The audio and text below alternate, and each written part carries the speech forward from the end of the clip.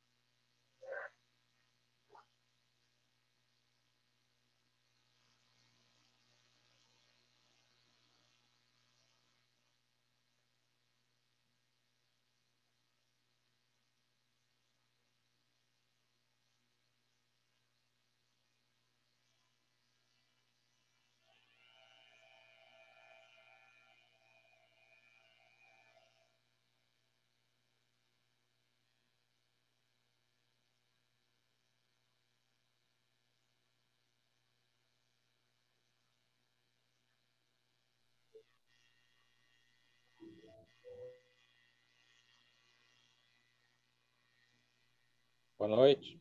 Boa noite.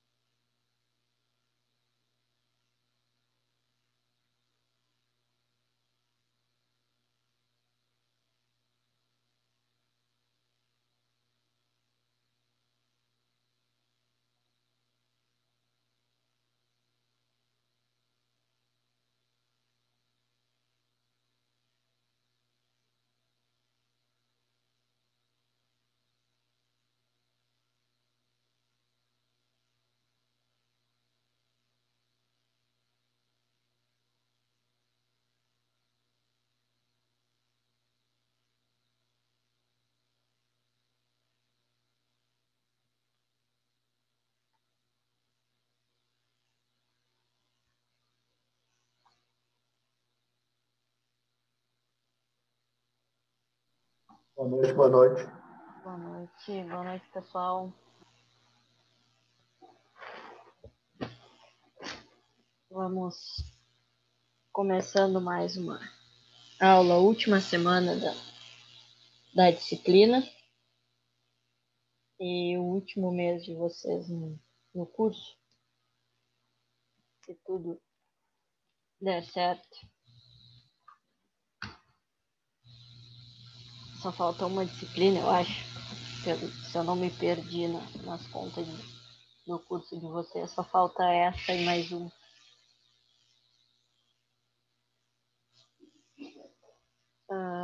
Então vamos lá. A gente,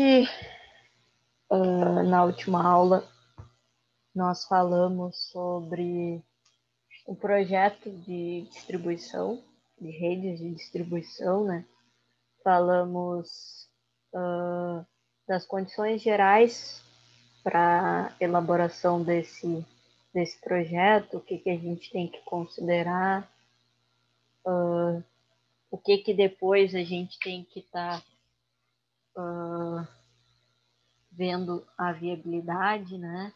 Então, a gente falou do modo geral, né? Das condições gerais de um projeto de redes de distribuição. E aí, na aula de hoje, a gente segue falando sobre o projeto de uma rede de distribuição, mas não mais sobre as condições gerais, como falamos na sexta-feira. Vamos falar, então, sobre a questão das condições específicas. Tá? Então, questões mais pontuais, né, podemos dizer assim, para a nossa rede nosso projeto, né, de rede de distribuição. Tá? Então, tanto na aula de hoje quanto na aula de amanhã, a gente vai estar falando sobre as condições específicas que a gente tem que estar considerando para o desenvolvimento, então, de um projeto de rede de distribuição. Tá? E aí, dessa forma, a gente vai encerrar, então, o nosso conteúdo, tá, da disciplina, na aula de hoje e na aula de amanhã, a gente encerra. Na quarta-feira, nós vamos ter, então, a nossa segunda lista de exercícios, que vai ser baseada na aula de sexta e na aula de hoje e na aula de amanhã. Então, ela vai ser basicamente sobre projetos de redes de distribuição, né? E aí, a gente tem, então, na quinta-feira, a nossa avaliação.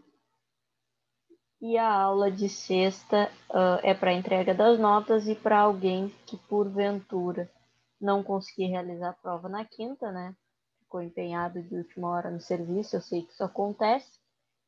Ou se porventura também acabou não atingindo a média, tá? Então, basicamente, esse é o nosso cronograma da semana que vai fechar essa nossa disciplina e vai fechar a minha participação com vocês no curso, certo? Então, a gente começa, então, a aula de hoje falando sobre a questão dos condutores primários, tá? Em relação às seções mínimas, né, desses condutores, para que eles consigam, então, atender os requisitos elétricos e mecânicos, né, desse projeto. Então, para condutores de cobre, o mínimo, né, aqui a gente está falando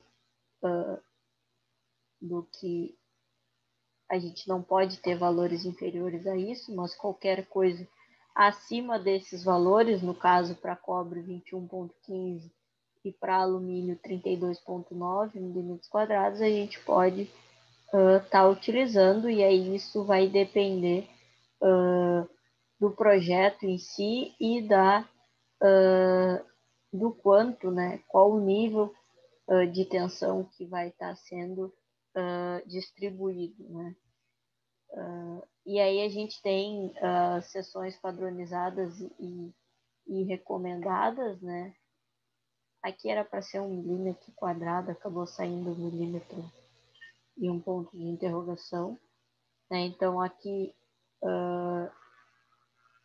só para a gente saber, então a gente tem essas duas opções, né? O cobre e o alumínio. Tem a opção, então, em relação ao cabo, na seção milímetro quadrado e no cabo AWG ou MCM. E em relação à última coluna, ali tem uma observação, que é onde eles são mais indicados, podemos dizer assim, tá? Que é a questão do litoral e do interior, tá? Mas uma tabela que consta em norma, né, quando a gente vai falar sobre um projeto de uma rede de distribuição, se eu estou trazendo para vocês aqui a título de curiosidade, a gente pode ver que no caso do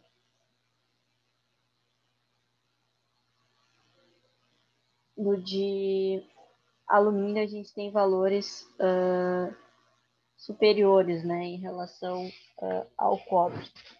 Tá?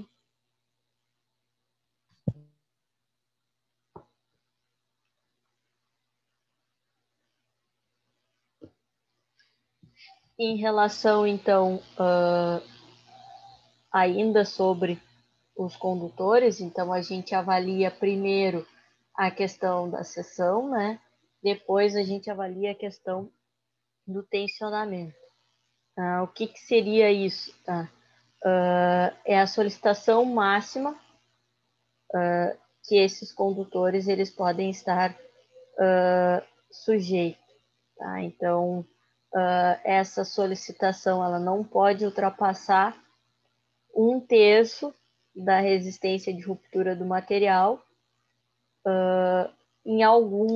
seguindo algumas condições, tá? Que é no caso de considerar a temperatura de 0 graus e a pressão do vento equivalente a 20 kg por metro cúbico.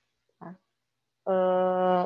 Professora, mas e se eu tiver considerando uma outra temperatura ou uma outra pressão? Bom, aí a gente sempre tem a questão de como fazer a correção desses valores, né? A gente viu questão de correção em projetos, agora não vou me lembrar se foi em projetos 2, eu acho, que a gente viu, e a gente tinha aqueles fatores de correção em relação ao dimensionamento de condutores, né?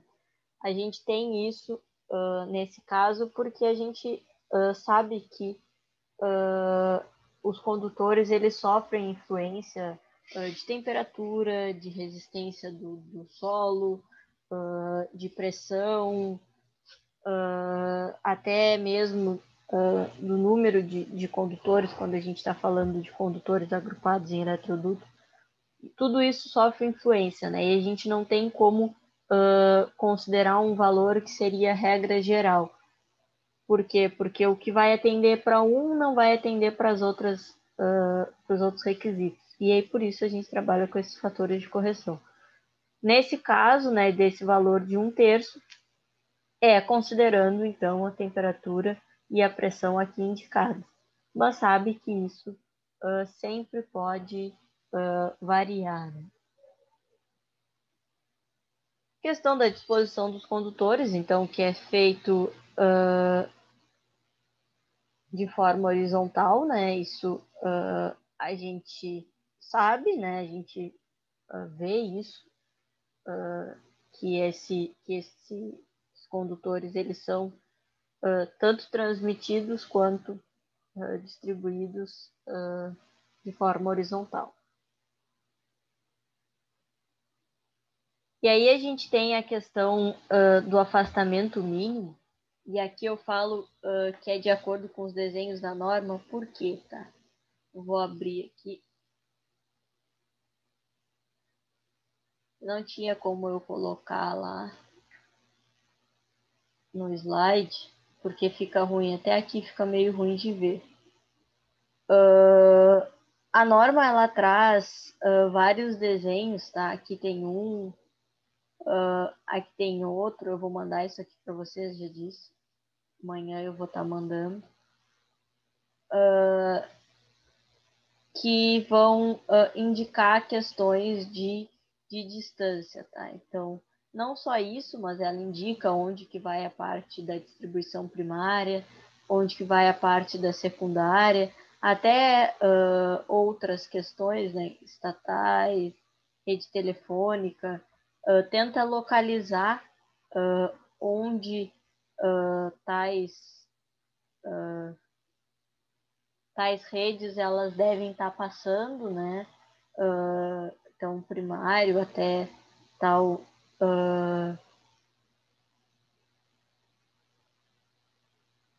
até tal voltagem, o secundário até a outra, enfim, né? A gente tem esses desenhos que são apresentados na norma e que são considerados, né?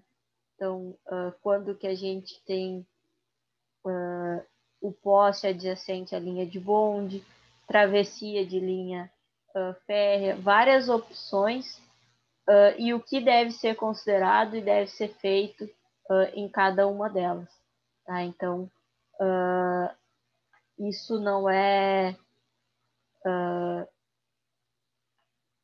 aleatório, tá? Não é qualquer pessoa quem vai colocar ela define. Isso a gente está falando de um projeto que deve, né, ser realizado por uma concessionária e que ela tem que seguir essas questões da norma, a gente sempre fala disso, né? Em teoria se deve seguir o que está ali, até para servir como base para se alguma coisa porventura vir a dar errado, a gente tem um embasamento de que, olha, eu segui o que estava ali.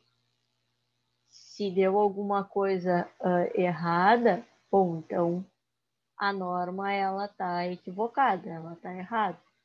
Né? Então a gente tem esses itens a ser considerado e, como eu disse, sempre que a gente fala de projeto, seja ele qual for, a gente vai estar sempre associado a determinadas normas, a seguir determinadas normas. Tá? E aqui no projeto de distribuição não é diferente.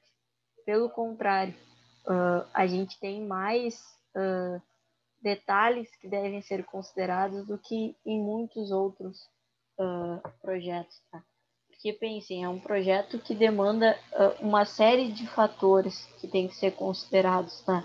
Além de ser projetos longos, né, que ocupam diversas regiões e que são locais diferentes, cada local com a sua peculiaridade, e tudo isso tem que estar sendo considerado. Tá? E aí tem a questão, né, os postes, eles têm que estar organizados, né? Não é então onde vem a parte primária, onde vem a parte secundária, onde vem o restante, não é de qualquer jeito e só colocando os cabos ali, até porque depois quem vai prestar manutenção, enfim, tem que saber aonde que tem que mexer, né? E a questão do afastamento, a gente já falou sobre, quando a gente falou sobre o processo de transmissão, que é a questão da interferência de um condutor no outro, né? E também a distância ela tem que estar num valor, vamos dizer assim, de segurança, né? Para que um negócio de condições climáticas, então vento, enfim, um condutor não acabe por enroscar ou danificar o outro, né? Acabem se enrolando, podemos dizer assim. Por isso até tem aquela questão que a gente falou, que a gente não pode ter aquela curva do condutor muito grande, ele tem que estar o mais esticado possível, o mais horizontal possível, até para evitar isso, né? Quanto mais esticado ele tiver, menos ele vai sofrer influência do vento e menos risco ele vai ter de estar se chocando com outro condutor.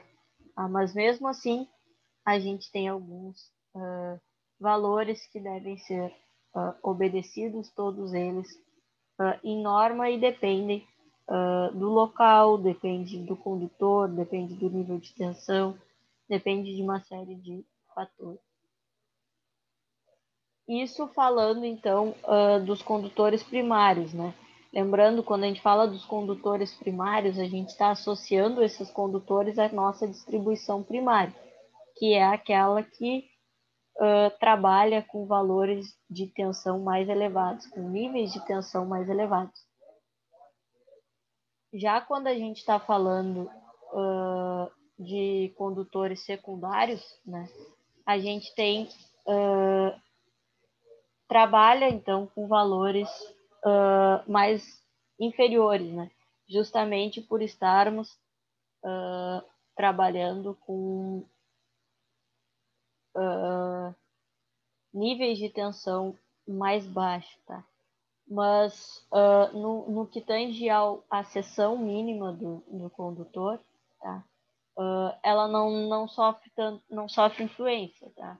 Vocês podem ver que aqui a gente tinha os mesmos valores, 21,15, 32 e 9, que a gente tem para os condutores secundários, né? Então o valor mínimo é o mesmo. O que acontece é que os condutores secundários eles vão estar mais perto desse valor mínimo do que os primários, né? E a questão dos valores que estão na norma, né, opções, a gente pode ver que são valores com limite inferior ao que a gente tinha para o condutor primário. Então, no condutor primário, para cobre, a gente tinha até 105, eu acho, e no alumínio a gente tinha valores mais elevados ainda do que o que a gente tem aqui. Tá? Então, o mínimo estabelecido pela norma é o mesmo, tá? Para primário e para secundário. O que acontece é que os secundários vão estar mais perto desse valor mínimo e os primários vão estar com valores mais elevados, dependendo, claro, dos níveis de tensão que a gente vai estar trabalhando. O mesmo vale para o tensionamento, tá? Eles têm a mesma característica, né? De não ultrapassar 1/3 para aquelas condições, né, de temperatura e de pressão do vento. Tá? Então, isso também, também não muda, tá? A questão muda é a disposição dos condutores. Se a gente for lembrar da figura, até que aqui na norma eu posso trazer de volta para vocês.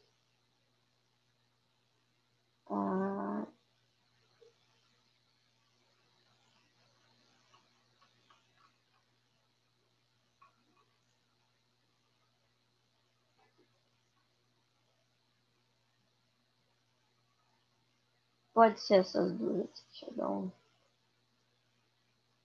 um zoom. A gente tem, então, a disposição desses condutores primários no sentido horizontal, tá? Então, que seria esses aqui, tá? Já o secundário, a gente tem a disposição deles de forma vertical. Tá? Tem outra imagem que mostra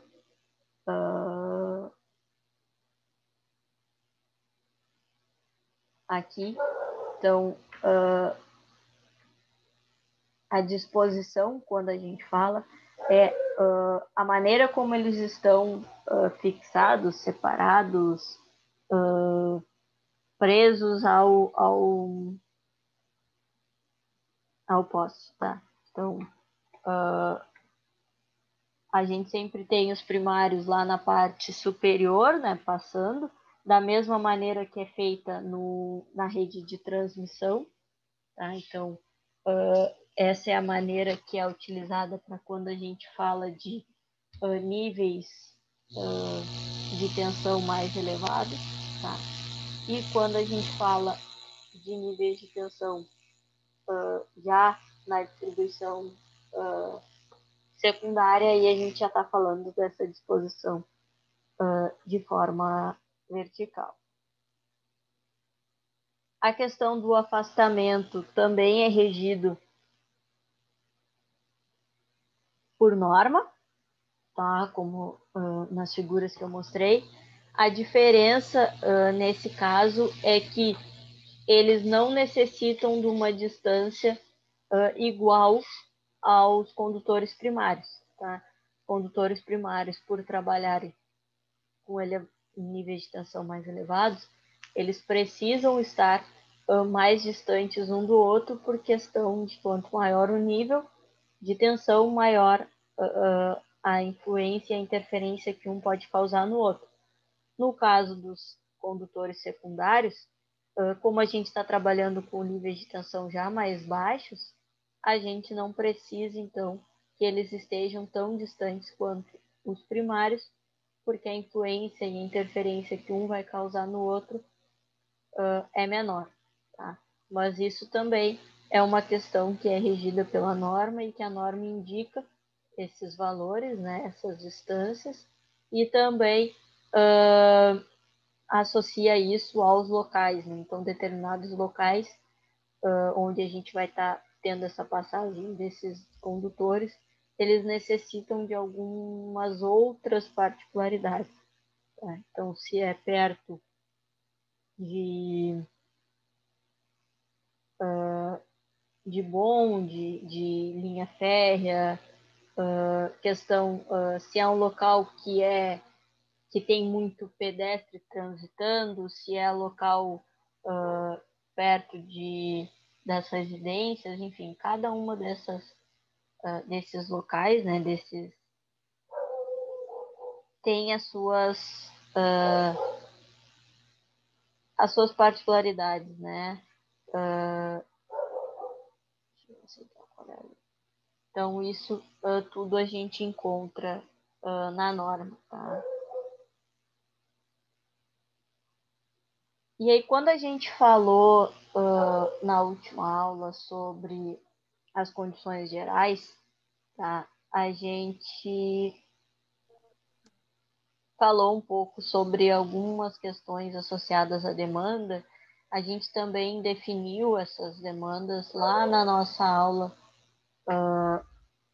numa das nossas aulas, onde a gente viu uma série de definições, né?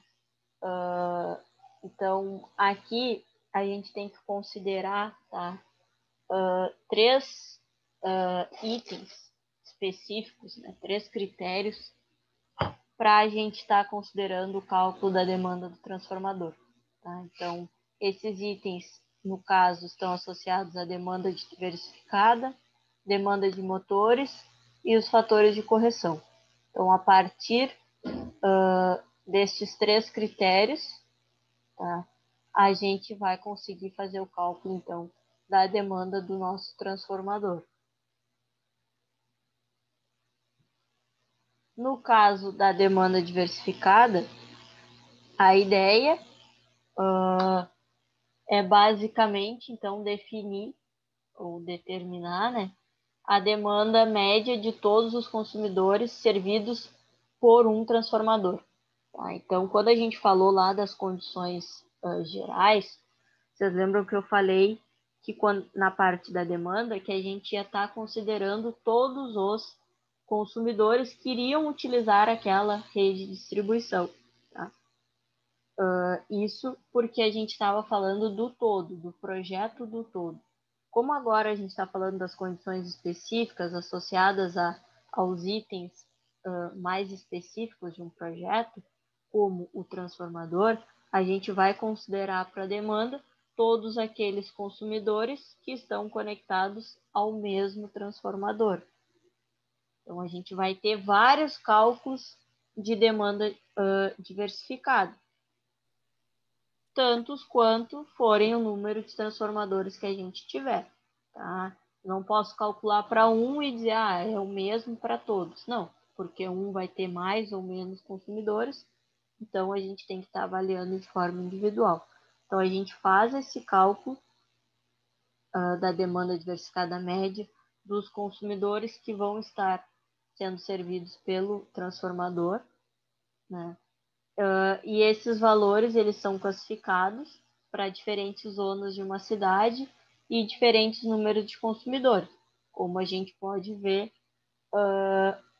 aqui nessa tabela. A gente viu questão da classe dos consumidores, classe A, B ou C, né? E aí o número de consumidores no circuito, então quantos consumidores vão estar ligados àquele transformador, qual a classe desses consumidores, e aí dessa forma a gente vai considerar então esse valor que ele se encontra em kV/A, tá? Esses valores da tabela. E aí dessa forma então a gente vai ter esse valor para a gente estar vamos dizer assim, corrigindo, né, a nossa demanda diversificada para que a gente tenha esse valor e aí a partir disso a gente consiga dar prosseguimento ao cálculo da demanda do transformador. Então aqui de 1 a 5, 6 a 10, 11 a 15, 16 a 20, até 41 ou mais, né? Então, se eu tiver 41 consumidores ligados no mesmo transformador, ou eu tiver 80 consumidores ligados ao mesmo consumidor, eu vou estar considerando essa mesma linha, tá? Mas geralmente a gente não tem valores tão altos, tá? Mas isso aqui também é uma das tabelas que constam nas normas e que devem ser consideradas pelas concessionárias. Isso falando, então, da demanda diversificada dos consumidores, que são aqueles itens normais que a gente tem em casa, né? Eletrodomésticos, eletroeletrônicos, enfim. Mas a gente precisa considerar a demanda de motores, tá? Então, quando a gente fala disso, desse item, né? A gente vai ter esse fator de demanda para corrigir esse valor associado com a potência instalada e a quantidade de motores utilizados, conforme tabelas da norma também. Isso a gente chegou a utilizar essas tabelas. Alguns utilizaram, outros não, mas eu apresentei isso para vocês quando a gente falou de demanda. Alguns que fizeram os seus projetos um pouco mais detalhados, né, fizeram uso disso. Quantos motores vocês tinham? Que fator de correção utilizar? Então, a gente fez uso, inclusive, dessas tabelas, que justamente associava, então, o número de motores à potência instalada. Eu sei que nem todos utilizaram, mas eu cheguei a mostrar isso para vocês lá em Projetos 2 e mostrei de novo em Projetos 3, quando a gente desenvolveu cada um o seu projeto. Tá?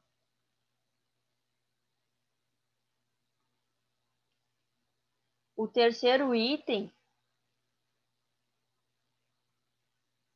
é o fator de correção.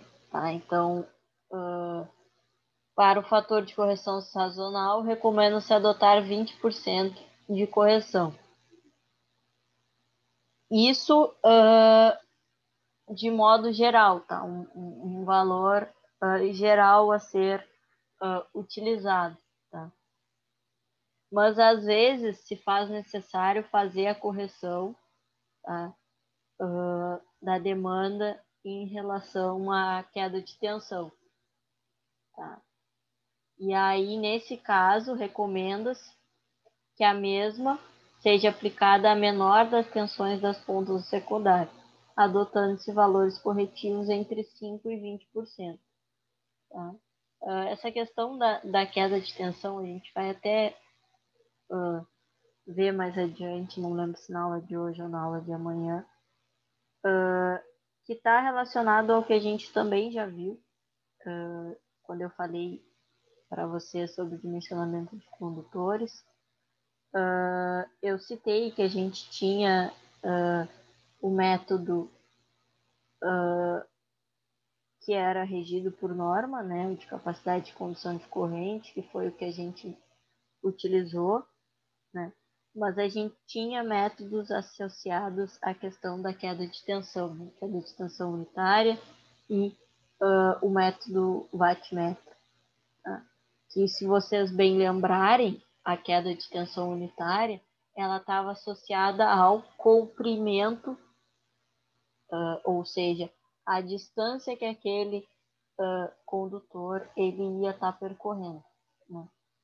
Que foi o que a gente já veio falando nessa disciplina e falou um pouco em sistemas de potência também, sobre a questão das perdas que a gente tem associadas à queda de tensão nas linhas de transmissão e também nas linhas de distribuição, que é um diferencial, inclusive, da questão da corrente contínua para a corrente alternada, que também falamos.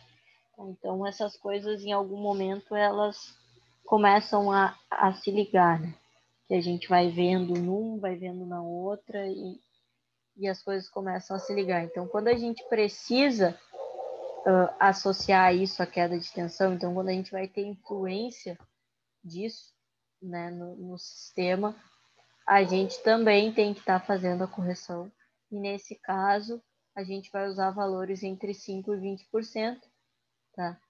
Dependendo, então, aí isso é uma escolha e o quanto a gente vai estar considerando depende também o quanto a gente necessita corrigir, né? Qual o valor da nossa queda de tensão. Aconselha-se, né, a fazer correções maiores quanto maiores forem as quedas de tensão, tá? Mas isso é um recomendo-se, não é uma obrigatoriedade.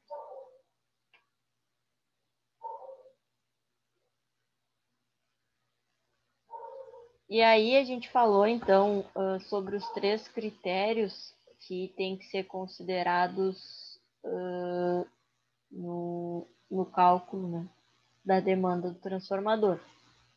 Dito isso, né, e visto o que a gente tem que considerar, tendo esses valores em mãos no projeto, eu vou pensar assim, né, que aqui a gente só está vendo quais os itens tem que considerar. Mas pensem que para chegar nessa etapa, a gente já tem os valores da etapa anterior, né? Já tem os cálculos da etapa anterior.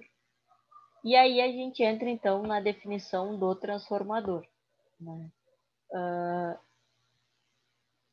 Quando a gente está começando um projeto do zero e não adaptando um projeto, tá? E essa é a nossa ideia até então, a gente está fazendo um projeto do zero. A gente tem valores padronizados, né, para serem utilizados: 15, 30, 45 e 75 kVA. Né? Então, são 4 opções de valores mais utilizados. Tá? Não sei dizer para vocês, não cheguei a olhar isso, qual desses é o mais utilizado. Não sei se alguém sabe essa informação, mas são esses 4 valores aconselhados. Se necessitar da utilização de transformadores de 112,5 kVA, aí isso tem que ser justificado, tá?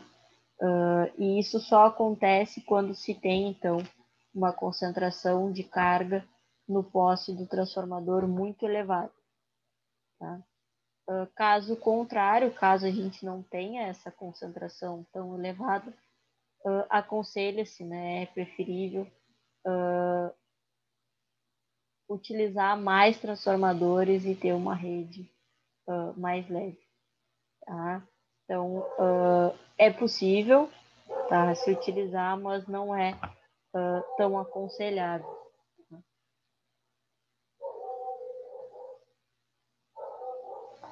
Mas qual transformador utilizar vai estar associado, então, ao cálculo da demanda do item anterior, que nós falamos dos 3 critérios. Dessa forma, seguindo aqueles 3 critérios, a gente vai ter a soma, né? A gente vai somar as 3 influências, vai obter a demanda, então, do transformador, o quanto é necessário que esse transformador ele atenda. E aí, a partir disso, a gente vai fazer a escolha de um desses 4 modelos. Tá? Vamos supor, tá, que a gente se depare com um valor de 29 kVA. Tá? Seria possível estar utilizando um de 30. Né? Mas em alguns trabalhos que eu li sobre nesses casos, quando é muito próximo do valor, tá? Eles aconselham utilizar o maior, né? Justamente pela questão que foi considerado os fatores de correção, se está esperando possíveis problemas do sistema, se está alterando possíveis aumentos de demanda, né? Mas mesmo assim se utiliza um pouco superior para que não se corra tanto risco, né? Mas só quando é muito próximo, tá, pessoal? Quando esse valor ele não é tão próximo, a gente usa o imediatamente superior. Opa! Tudo bem aí, Lucas? Acho que ligou sem querer. Vamos tacar. Acho que foi sem querer. Caiu alguma coisa lá. Tá? Pessoal, isso a gente tem que estar considerando. E aí que eu falei, agora aproveitando que eu falei de que alguns materiais e tudo, se vocês forem pesquisar sobre esses projetos, tá? Vocês não vão encontrar muita coisa. Tá? Um dos motivos pelo que consta em alguns locais de pesquisa está associado à questão de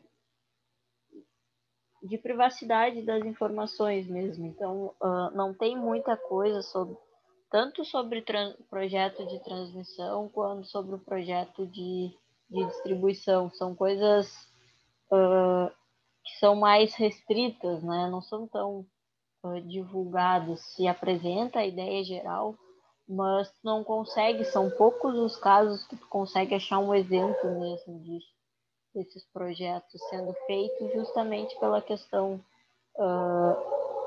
de segurança das informações e porque a concessionária ela nunca vai querer liberar esse tipo de coisa. Talvez se tivesse acesso, aí teria que ser acesso de dentro mesmo, né, para a gente estar tendo esses exemplos. Quando eu fiz estágio, eu vi algumas etapas desses projetos, principalmente plantas, alguns cálculos, mas não vi o projeto como um todo, né? Até porque não era a própria concessionária, né? Era uma terceirizada que era contratada para realizar parte do serviço, parte do projeto, né? Mais associada à manutenção de determinados locais, ampliação, mas não uma rede do zero, né? Então, por isso que só partes eram utilizadas por essa empresa.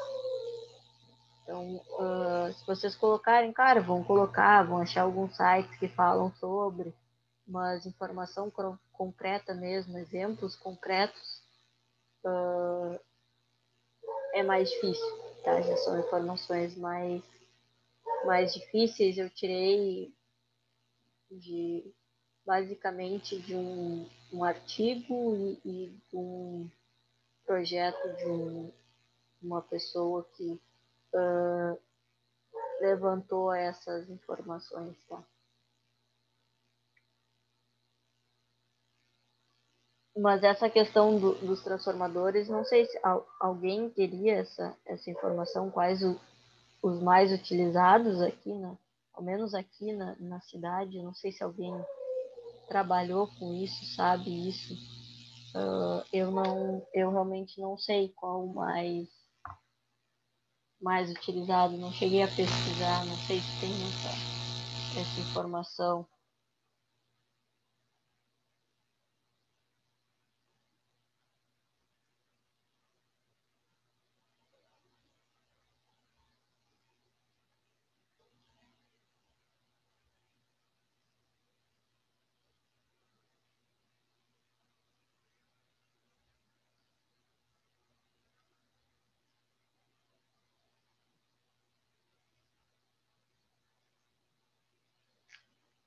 Tô tentando achar aqui, mas não achei essa.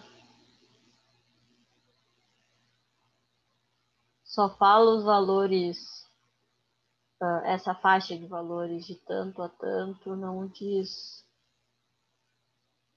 qual potência mais utilizada. Esses valores, tá, de transformadores de 15, 30, 45, 75 são aqueles que vão nos postes na parte de distribuição, tá? Na nossa rua aqui, enfim, são os que a gente vê nos postes. Não são os valores de transformadores de subestações, enfim, esses valores são muito superiores, né? Aqui a gente só está falando daqueles que vão realmente nos postes e que vão fazer o rebaixamento, então, do nível de tensão para ser distribuído para as nossas residências.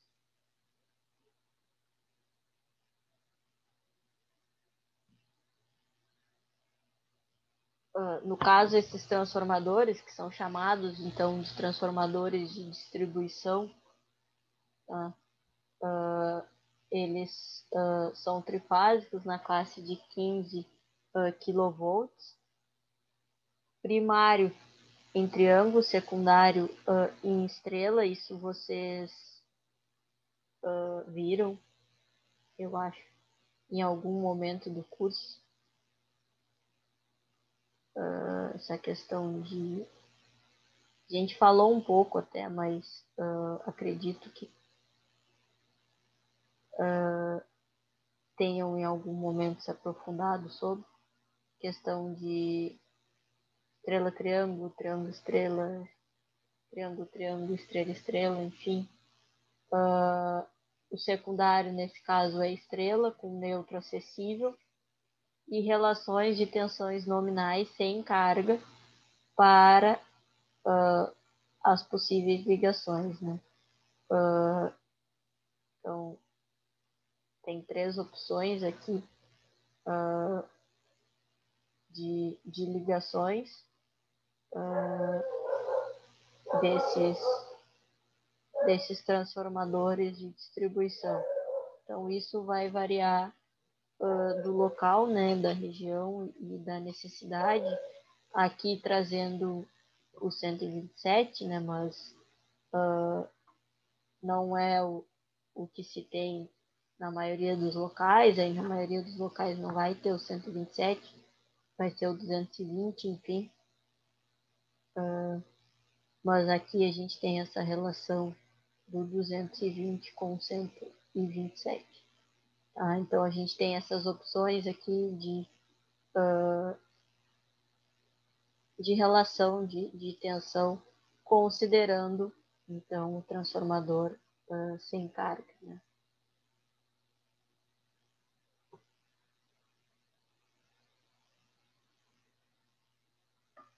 E aí tem a questão de onde esses transformadores eles vão ser instalados, tá? Se eu tinha a ideia de que eu instalava o transformador no início e aí a partir desse transformador estava sendo feita a distribuição até determinado ponto, aí eu tinha outro transformador, a partir dele tinha distribuição. Então eu tinha a ideia de que o transformador ele era instalado nesse caso, né, no poste que desse início a esse processo de distribuição, mas não. Tá? O ideal não é que não, até pode, mas não é o aconselhado, né? O ideal. O ideal é que eles sejam instalados justamente no centro de sua área de influência, tá? Então, eu tenho, por exemplo, eu vou com meus desenhos horrorosos, mas eu tenho. Eu tenho vários consumidores.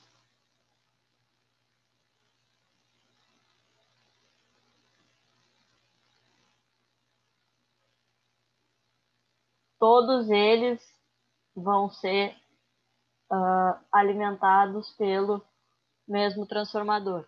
Então, o ideal é que eu tenha aqui eu tenho um poste, tenho outro poste.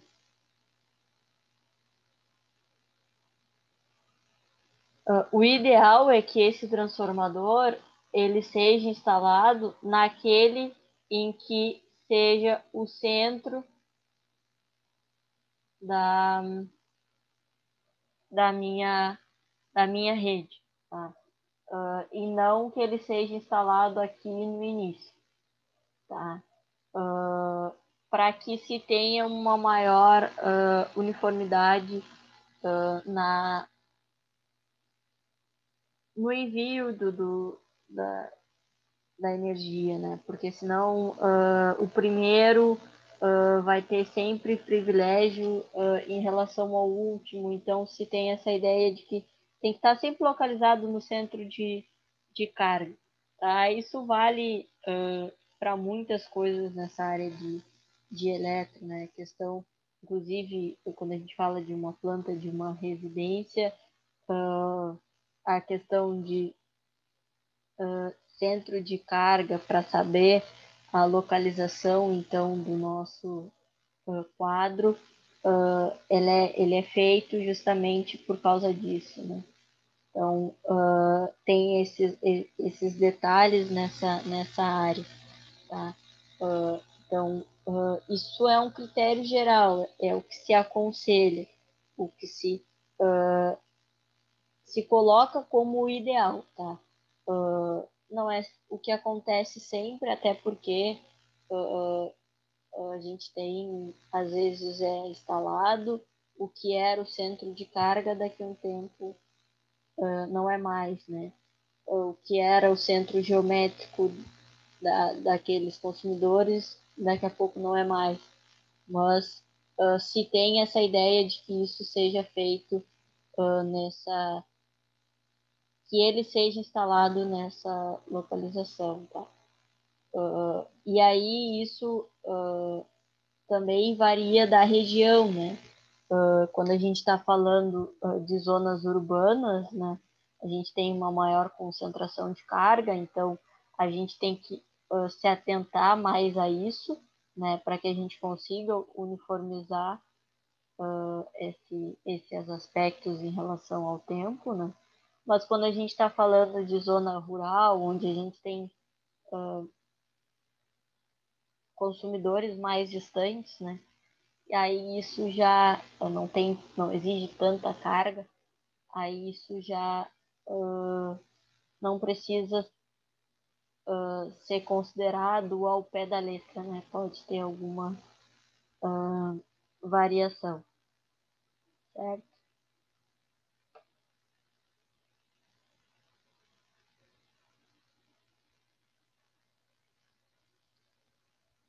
E aí a gente tem um outro item que é associado à distância, tá? Então, quando a gente fala desses transformadores de distribuição, tá? A gente não pode, em hipótese alguma, ter esses transformadores sendo colocados, né, com distâncias de 350 a 400 metros, ou seja, talvez o número de consumidores ele seja pequeno naquele determinado local, mas mesmo assim eu não posso ter transformadores com uma distância superior a esses valores, tá? O ideal é menos do que 350, mas aceita-se 400 metros, mas não mais do que isso, tá? Aí, se eu, claro, se eu não tenho tantos consumidores, eu vou utilizar um transformador de menor potência, tá? Mas não posso estar ultrapassando essas distâncias por questões associadas à perda, né? Então, se percorre grandes distâncias, distâncias maiores do que isso, a gente já não consegue entregar para aqueles consumidores a mesma qualidade do que para os outros, tá? Então, tem muito disso nessa. Se tu for olhar o projeto, talvez tu pense que, poxa, mas vou botar um transformador aqui e, vamos dizer assim, locais extremamente distantes, onde eu tenho um consumidor aqui e outro a mais de 1 quilômetro. Sim, eu vou ter que ter transformadores nesse período, porque a gente precisa atender a esse requisito. Tá? Então, saibam que a distância entre um e outro varia nesse valor, mas não pode ultrapassar ele. Tá? Às vezes a gente vai ter transformadores instalados mais uma distância menor, outras não, mas ultrapassar isso não é aceitável, não é recomendável. Não sei dizer se chega ao ponto de um projeto não ser aprovado, tá? Mas sei que não se recomenda utilizar transformadores, instalar transformadores com uma distância maior. Por isso a gente tem que estar avaliando quando se faz o projeto lá que a gente falou na última aula, de onde os postes eles vão passar, tá? Então, é importante nesse sentido. Eu não posso prever locais onde eu vou ter distâncias muito elevadas. Isso tem que ser considerado quando eu vou fazer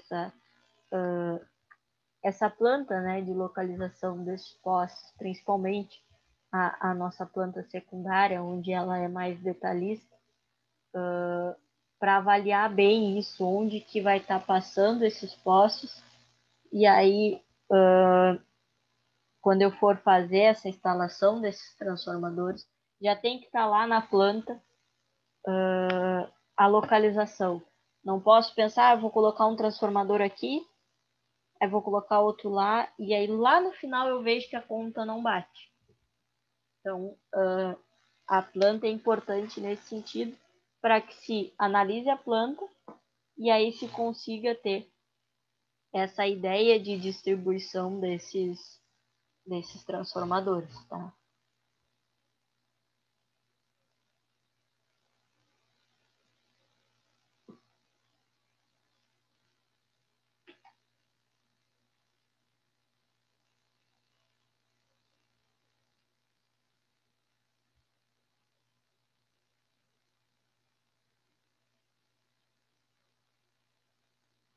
Quando a gente fala de pequenas densidades de carga, então, nesse caso, né, o ideal, inicialmente, é que seja possível projetar circuitos secundários nas extensões máximas permitidas, aquelas que a gente falou anteriormente, né?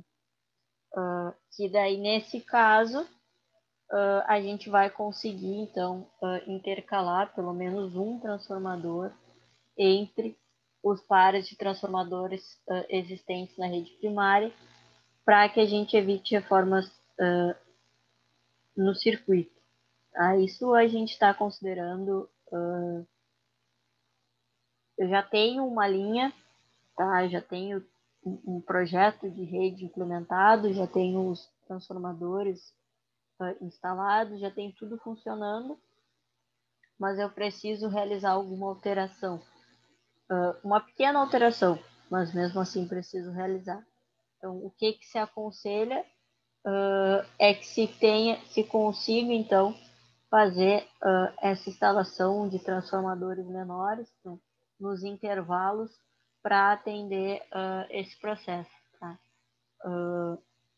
Mas isso falando de pequenas densidades, pequenas exigências do sistema, exigências muito maiores aí já precisam ser analisadas, né? Porque aí já vão causar uma grande influência na rede e pode afetar o restante do sistema.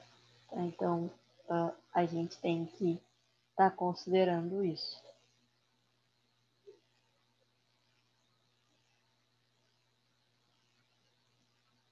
A questão da instalação dos postes, né?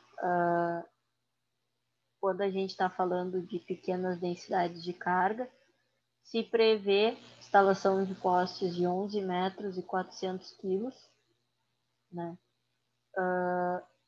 Para que a gente obedeça os seguintes critérios.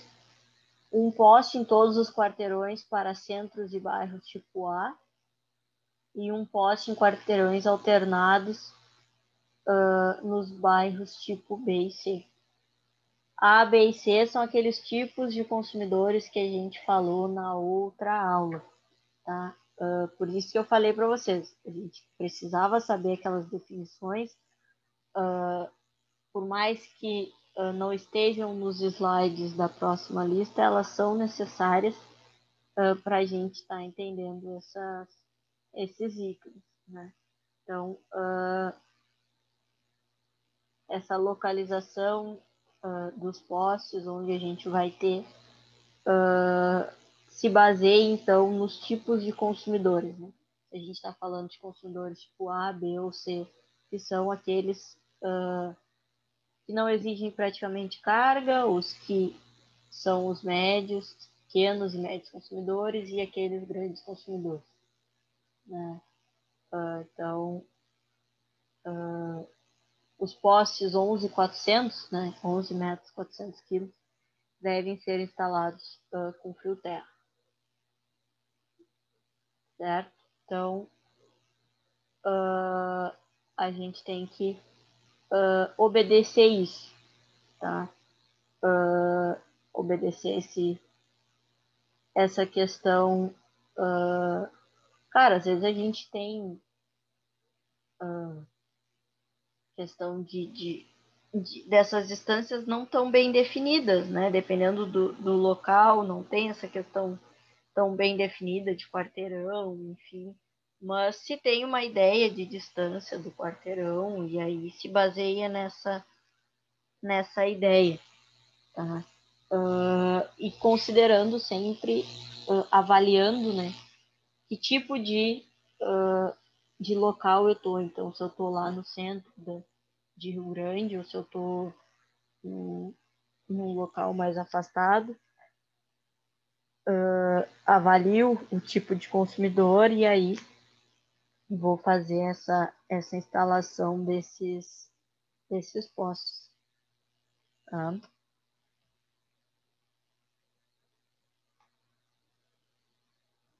Certo? Essa aula, ela continua, como eu disse, amanhã a gente vai estar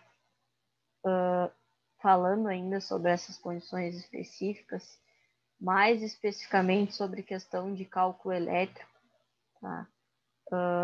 Questão da queda de tensão que a gente falou, enfim, a gente vai estar avaliando basicamente a questão do cálculo elétrico e falando sobre questão de proteção, tá, e manobra. Basicamente é isso que a gente vai ver na aula de amanhã para a gente encerrar o nosso conteúdo e fechar essa questão do projeto de rede de distribuição. A gente já fechou o projeto de rede de transmissão, certo? Basicamente é isso que falta para a gente tá vendo e fechar o nosso conteúdo. Alguma dúvida sobre a aula, sobre algum outro assunto, sobre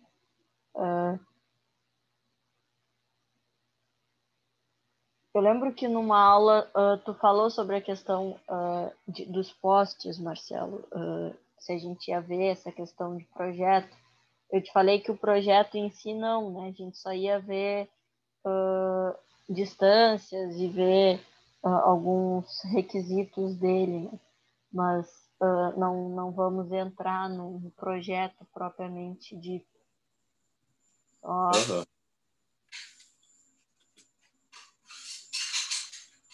Não tem como entrar em todos esses cálculos de todos esses itens. Basicamente, cada item desses falado nessa parte de projeto tem cálculo por trás. Tá? Mais especificamente, cálculo associado à distância, nenhum cálculo muito específico. Mas, por exemplo, quando eu falo de demanda, vocês vão considerar aquele cálculo de demanda que a gente trabalhou lá.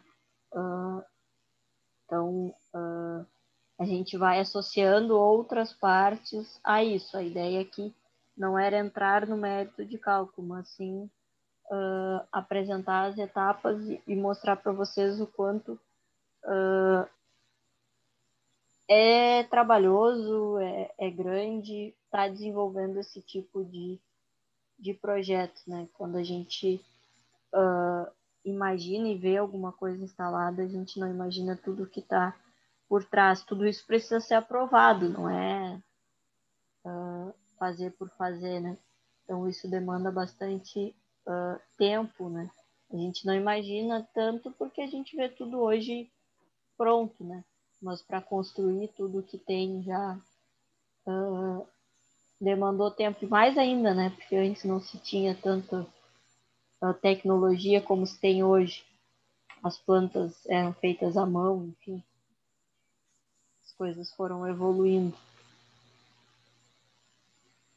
Hein, professor? E até ali nesses postes mesmo, esses urbanos, tem estruturas diferentes, né? Sim. Se a gente for perceber assim na rua, tem umas que são mais. Os fios lá da primária são mais próximos uns dos outros, né? Uhum. Essa questão da distância dos fios da primária, a gente tem valores mínimos que eles têm que estar colocados.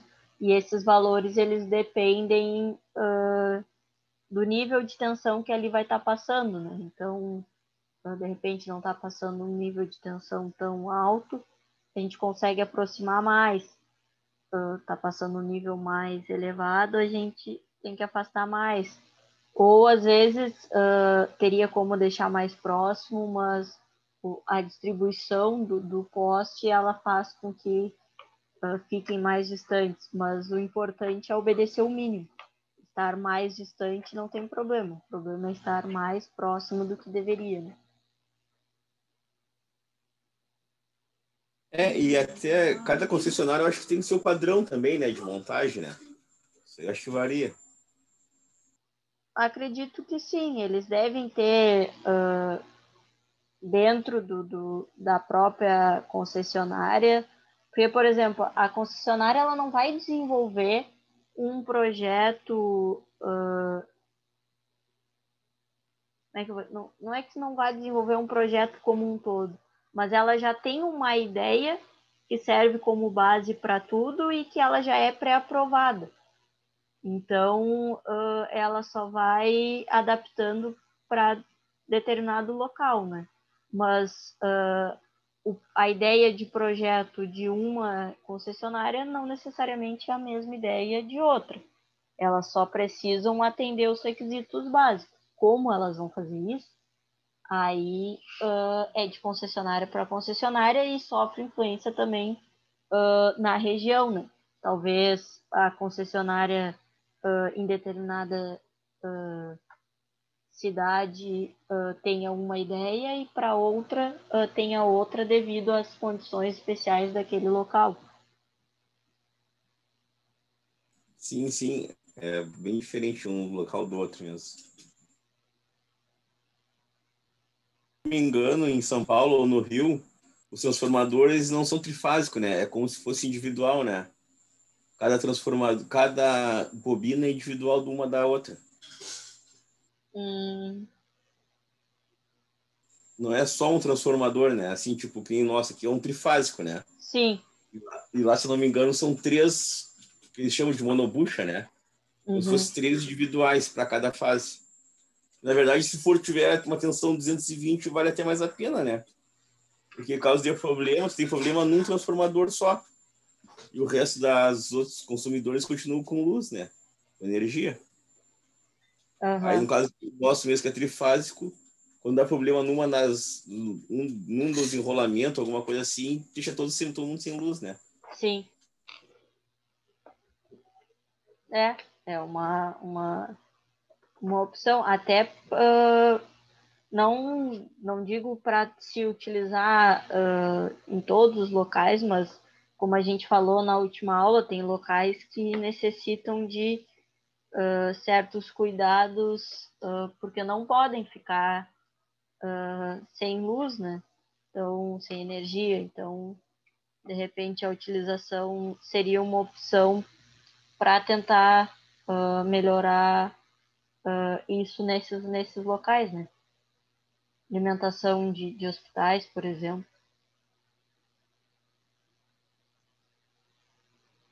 Imagina parar tudo agora em meio a essa pandemia.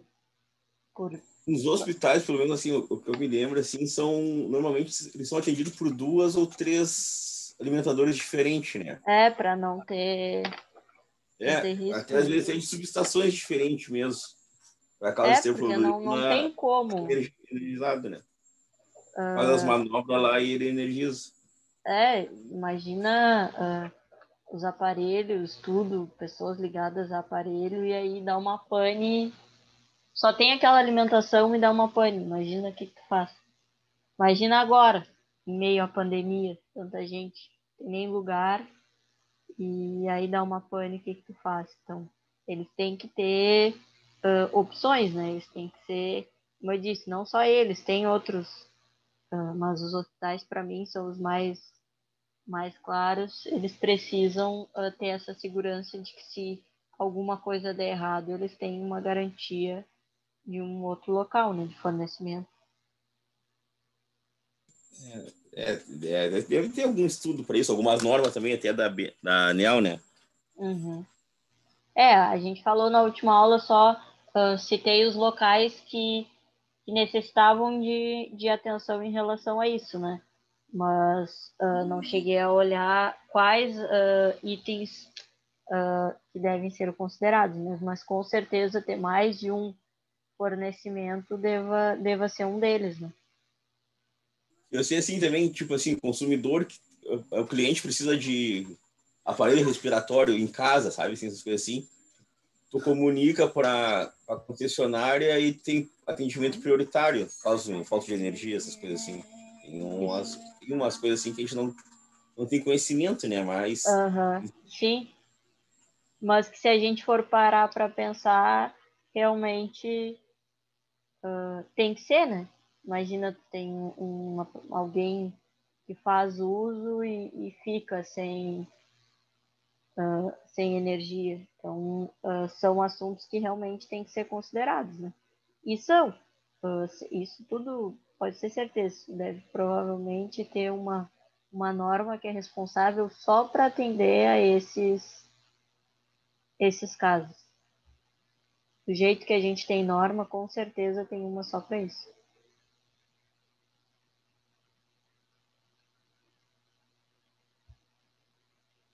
Alguém mais gostaria de falar alguma coisa?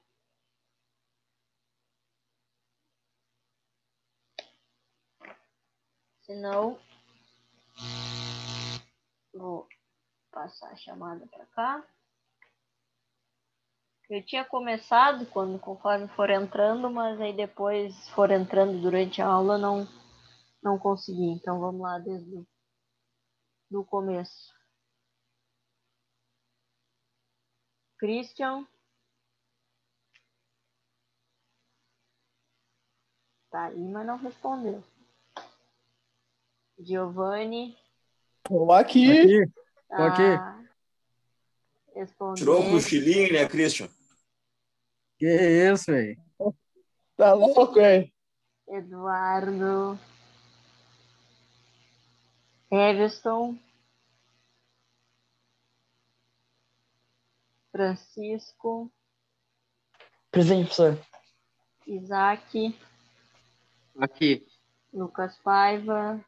Aqui. Guimarães saiu não faz muito, avisou. Luiz tá aí. Aqui. Marcelo. E Nicolas Rogério. Presente. E Vinícius. Presente. Certo, pessoal. Faltam só 4 dias para preencher. Falta pouco para a gente encerrar a disciplina. Amanhã a gente tem nossa última aula teórica, então. Espero vocês. Boa noite para todos. boa noite, até. Boa noite.